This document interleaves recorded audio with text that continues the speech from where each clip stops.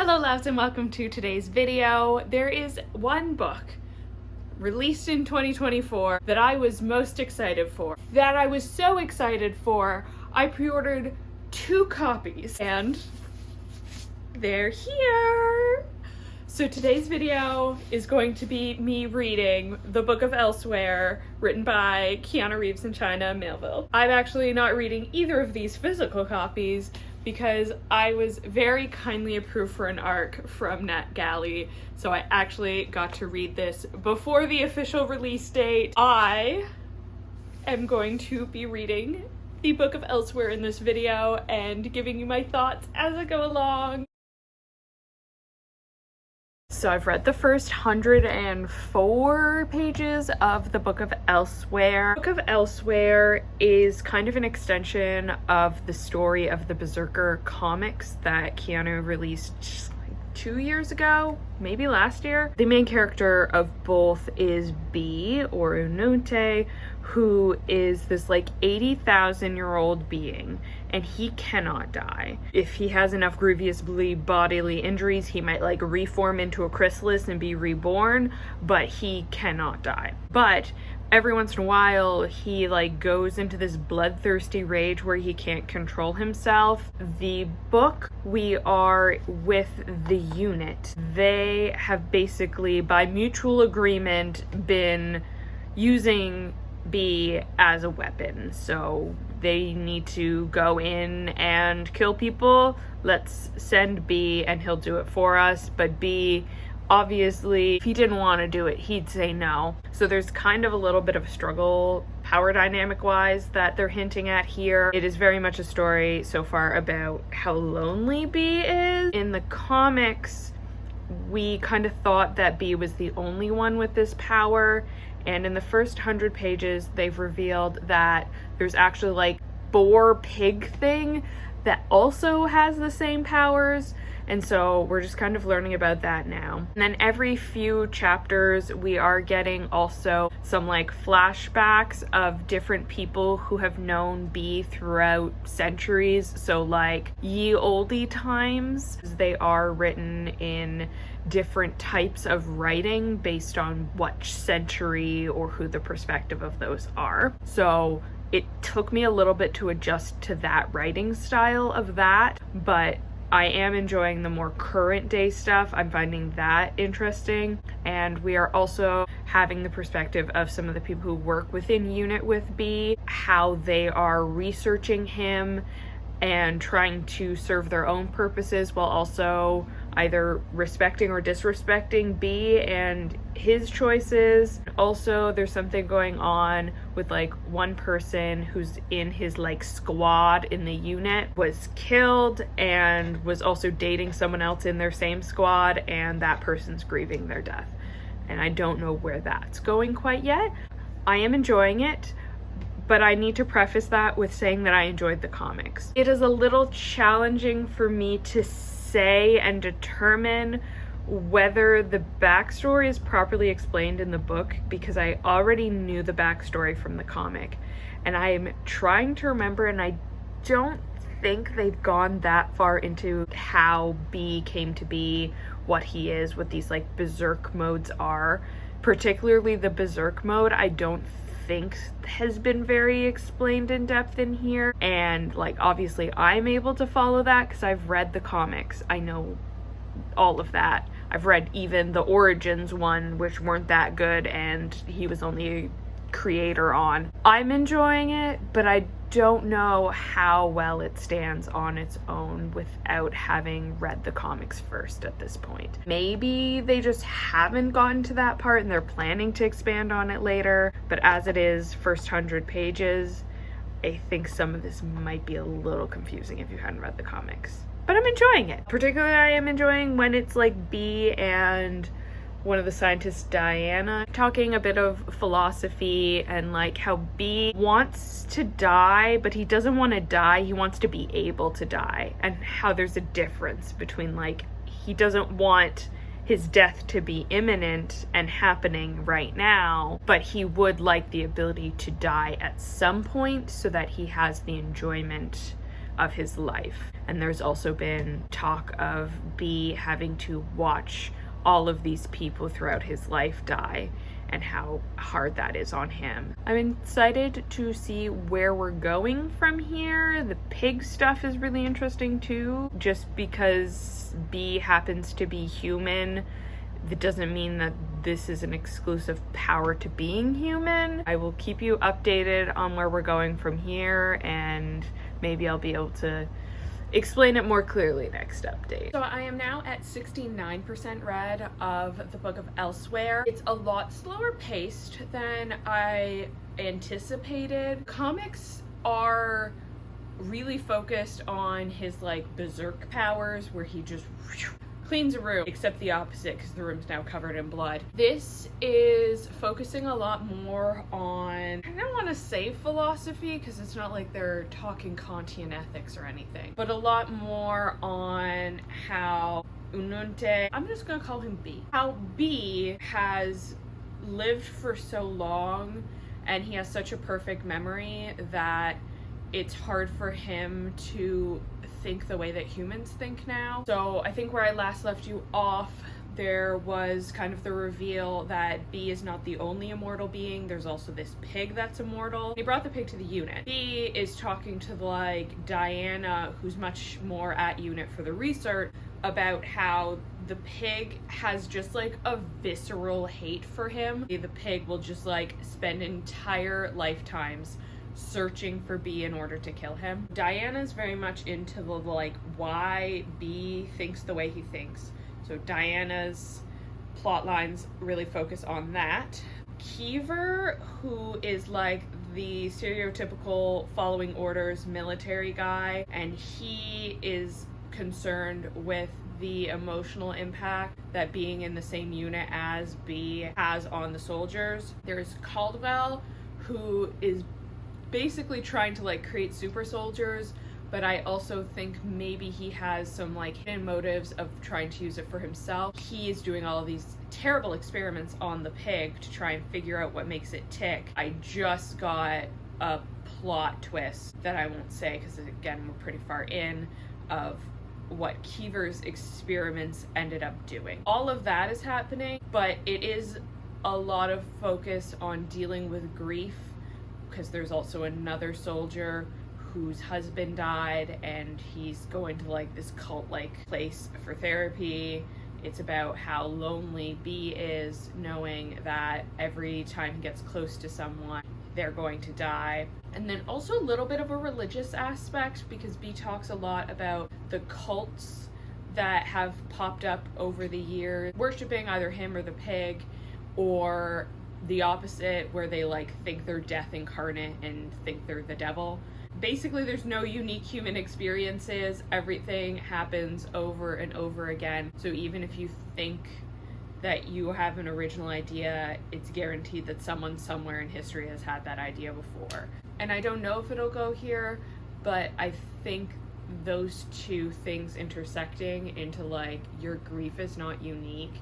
Everyone has gone through grief in the past and has gotten through it, so you can learn to live with your grief, I think is kind of where this was going. Yeah, I just got to a major plot twist that didn't surprise me too much. I kind of picked up the pieces on it, but it is definitely a lot more focused on philosophical discussions than it is about B going crazy and killing people. A lot slower paced than the comics. I am enjoying it. I am enjoying some of those conversations and thoughts about, said, grief, cyclical history, all of those things. The writing's really well done, but also very smart. I have definitely, at my big old age, had to stop and look words up because I'm like, I have literally never heard that word before.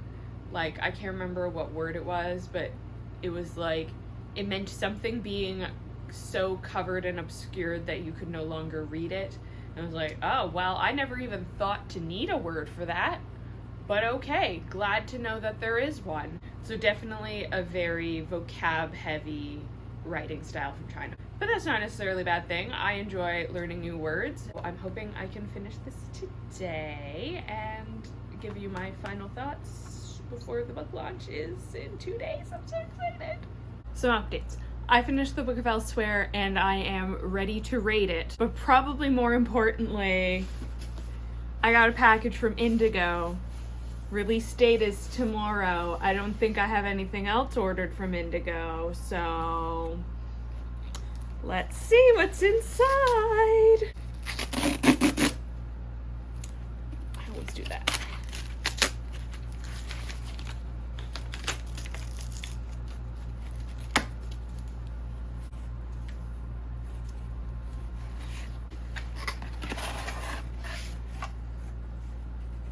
Ooh, I love this cover. I didn't know which cover I was gonna get. Oh, I love this one. And I actually understand the meaning of this on the cover now. Ooh, this is pretty. William Gibson gave a quote for the back.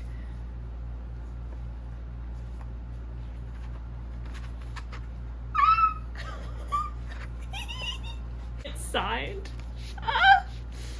And then look at him. Look how pretty his author photo is. What's underneath it? Alright, just plain black with white type on it. It's so much prettier in person than I thought it was gonna be.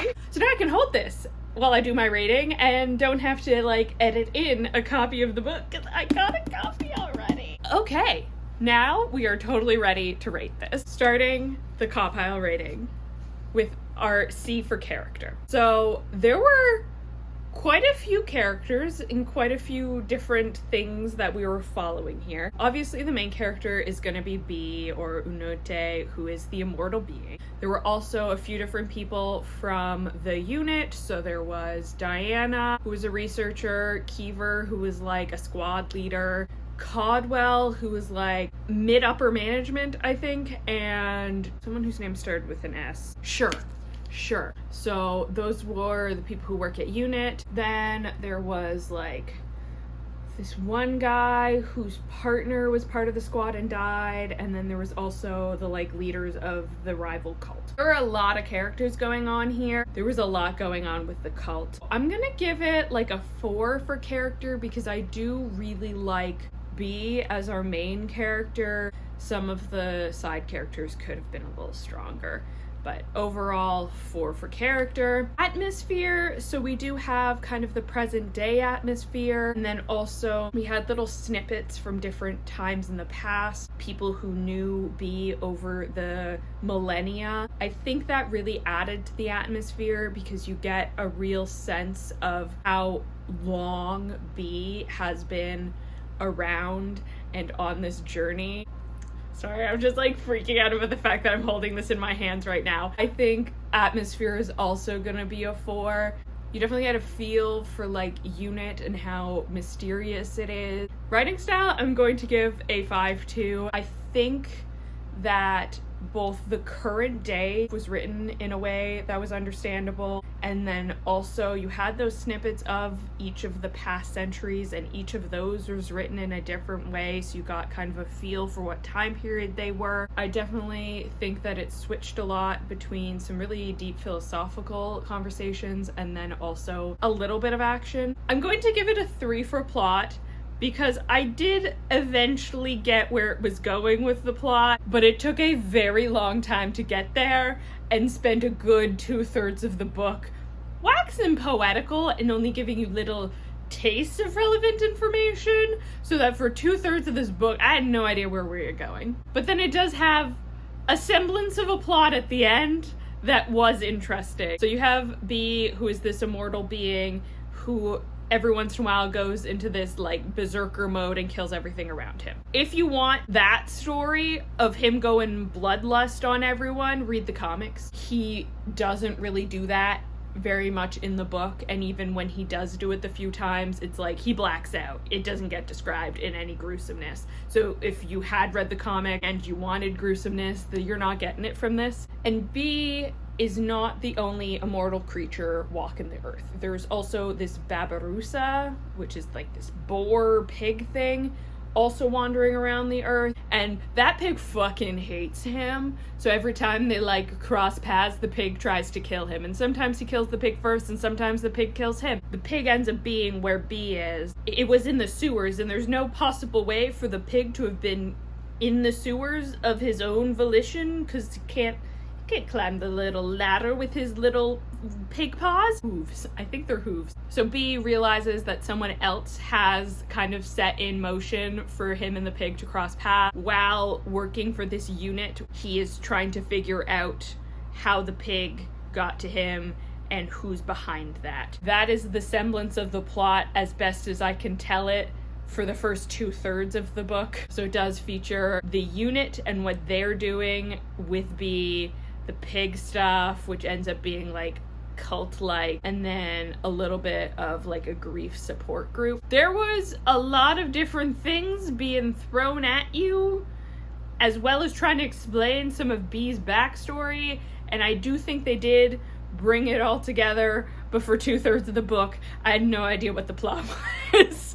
And you'll probably see in my previous clips, I was rambling a bit because I was trying to figure out what the plot was, but it is about the pig and how the pig got to be there and why the pig is so angry with him. So a 3 for the plot, because it took a while to figure out what the plot was. Intrigue, I am gonna give a 4, because I was kind of wondering what was going on with the pig. There was this like grief support group that had cult vibes, and I'm like, this is clearly gonna pay off to something. And then also you're kind of wondering what the unit thing is going on and what government is doing with a person who is immortal and basically the perfect super soldier. 4 for intrigue, because I was interested by that. Logic relationships. For logic relationships, I'm gonna give a 3, because like I said, it took me like 2/3 of the way into figuring out what the plot was, because we were just like kind of waxing poetical for a while, which I was enjoying. But in terms of logic, I think there were a lot of things introduced in that first 2/3 that they didn't particularly know what to do with to wrap up. So I'm giving it a 3, because I think there are some logic holes here, and I don't know whether they left that open-ended so they could do a sequel, they could do more in the comic, but I think there were some things that were maybe brushed over or unaddressed that kind of leaves to some logic gap. You can see some of the basis of, like I said, those themes of loneliness, those themes of finding family in places where blood isn't necessarily the most important. Some of those had some hard to follow holes. So 3. And enjoyment, I'm going to give a 4. This is definitely not my favorite book of the year. I did enjoy reading it. I did really like the comics. So for me, this was an expansion more on the topics and themes, not necessarily like plot and the violence that was in the comics. But overall, I did enjoy it, so it's a 4 for enjoyability, and that puts the average of this book at a 3.86, so we round that down to a 3.75. I definitely see some of the concepts here, and I definitely enjoyed the writing and the more stylistic parts of it, but there were some plot issues. Overall, I had fun reading this. I'm gonna keep this because look how pretty it is. So that is my rating based on my first impressions of reading it. However, tomorrow I have a code to attend a digital conversation with Keanu and China, and I am interested to see if getting more of their thoughts, their intentions of it will change my score at all. So for now, this is getting a 3.86, and I will give you some more updates after I have attended that chat to see if there's anything else that I have to add. So you have already seen the clip of me unboxing my copy of the Book of Elsewhere with its beautiful, beautiful signature. Well, this is actually only one of the 2 copies that I ordered, because I originally ordered a copy from my local independent bookstore, and then Indigo was like, hey, do you want a signed copy, and also do you want to attend an exclusive talk. And of course I wanted to attend the exclusive talk that Keanu Reeves is going to be attendance of, and I also wanted a signed copy. So I forked out the extra money to buy a signed copy, and I kept my pre-order at my local independent bookstore because they'd already ordered it for me, and I didn't want them to be out the money if I canceled my order. And then also I'd have an unsigned copy, so if I wanted to lend it out to people, have an extra copy that's not signed in case I never get it back or it gets damaged. However, I got an email from my independent bookstore that this copy was ready to be picked up, and if you notice the sticker, this is also a signed copy. They emailed me like, hey, your order's ready. Also, we got you a signed copy. So I now own not one, but 2 signed copies of Keanu Reeves's book. At this point, I just need to make a Keanu Reeves shrine for my signed copies of the Book of Elsewhere and my Sky International magazine and my singular Pop Funko. I have only purchased one Funko Pop in my entire life, and it's the Matrix Keanu Reeves. What a happy coincidence. Hi everyone, thank you so much for joining us. I'm China Mier. Hi, I'm Keanu Reeves. So, final thoughts time. I did attend the chat with Keanu and China. I don't think a lot of the conversations had in that chat were necessarily about the content of the book itself. I think because it was the same day as the release, they didn't want to go into any kind of spoilers, so it was more about the writing process, their collaboration, things like that, and then also like, who's a writer that inspires you? Like, those kind of lighter questions.